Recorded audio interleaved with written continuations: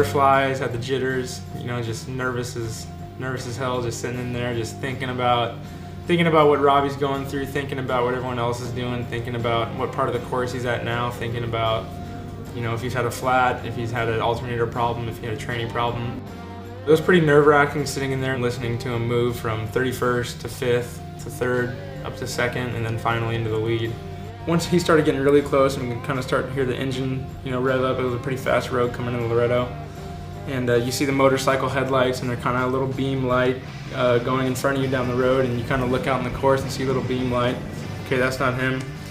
And then when he finally, you know, popped out and you hear that thing just screaming down the road and you see 12 HIDs coming at you, and you're like, okay, it's time to rock and roll.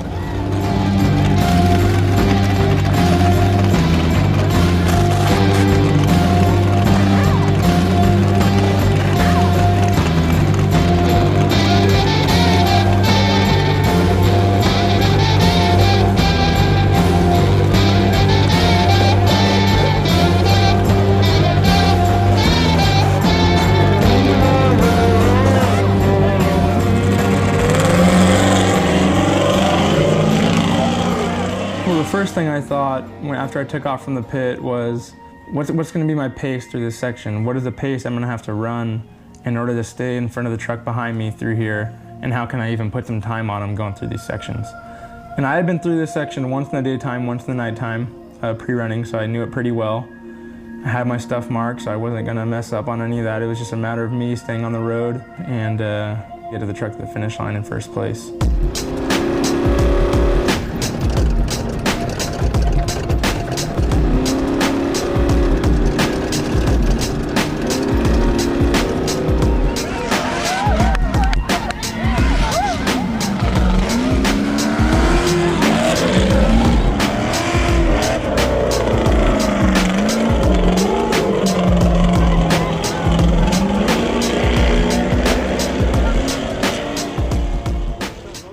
It's really long and lonely out there. There's not a lot of people, especially in the first part I drove from 720 to 850. There's not, once you get past Loretto, past 760, there's not civilization for a long time. And you're out there by yourself, you know, battling Baja, and that's it. And that's your only competition at that point, because you're in the lead and no one else is gonna come from behind you, hopefully, and pass you. Hopefully your pace is good enough. And you just have to challenge Baja, and it's up to Baja whether it's going to let you through or not.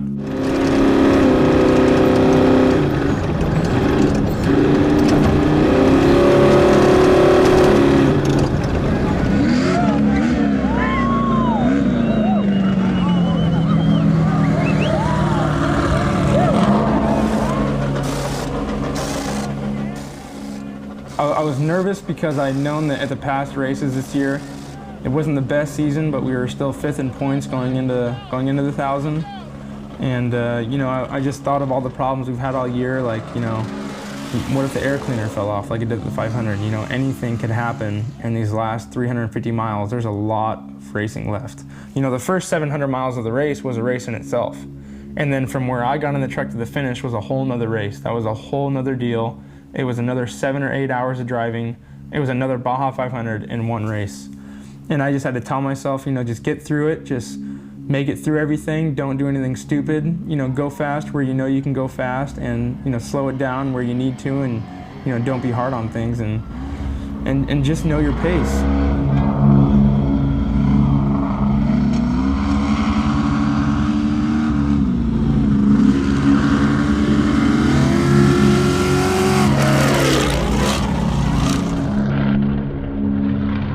I got out to mile 760, and Robbie had pulled me over to switch over radio channels back to Robbie Gordon 1. And then when I left the pit and he got on the radio and he said, okay, Andy, you know, we switched you over to Robbie Gordon 1, you're good to go, you're doing awesome, this is your day. And I thought, wow, you know, I can't mess this up. I gotta do my thing, and I gotta make the truck live.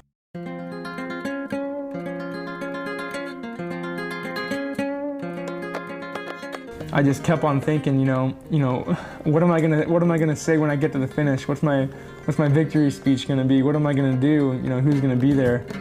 And then once I started thinking that, I kind of had to tell myself to knock it off. and don't even pay attention to that because you still got 200 miles, 220 miles of hard Baja terrain left to go over, and anything can happen. Anything can happen at any moment. Anybody could throw anything at your car and break something, and just a ton of obstacles out there that you have to make it through just to win the Baja 1000.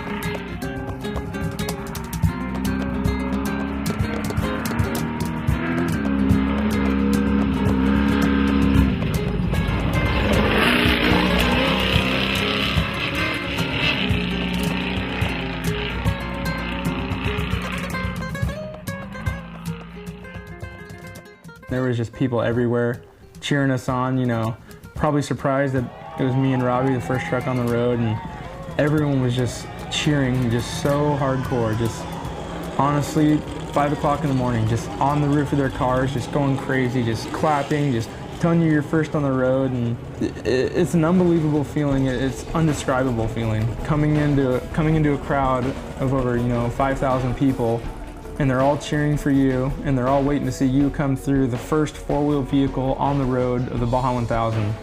It's a dream that I've had since I was a kid, just being the first vehicle on the road, let alone winning the Baja 1000 to La Paz. And before even I could talk to the cameras, before I can talk to anybody, there's people reaching through the windows of the truck, handing in my hero cards with a Sharpie, telling me to sign it and everything.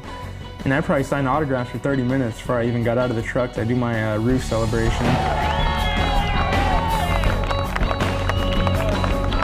It just hit me right then that I knew we'd won the Baja 1000, and I just started crying. And I was just thinking about everyone who has helped me to achieve my goal of winning the Baja 1000, and everyone who has taught me along the way. Dave Pollard for teaching me everything I know about shock and suspension setup, and my grandfather for having the confidence in me to teach me how to drive a race car, and my dad and my uncle just for all their advice, and everyone who's helped me along the way, including Robbie, just teaching me how to drive a trophy truck. And I just started crying, and I look over to my mom, and my mom's just like, you did it, and she started crying. And then I look over to my dad, and he's on a satellite phone calling my grandma, and he's crying, and he said, I love you, Bevo. And it's just like, wow, this really touched a lot of people winning this race, and I knew my grandpa would be proud of me if he was there watching. The biggest race in off-road racing history. It's just amazing.